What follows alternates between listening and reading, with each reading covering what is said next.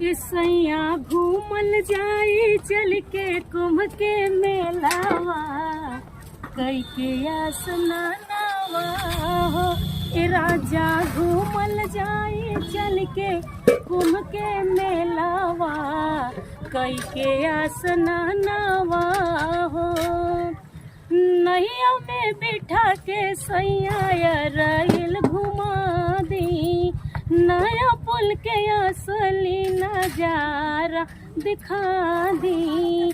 नैया में बिठा के सैया रैल घुमा दी, नया पुल के असली नजारा दिखा दी।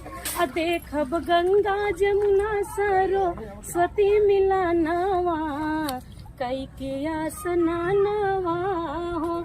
सैया घूमल जाई चल के कुंभ के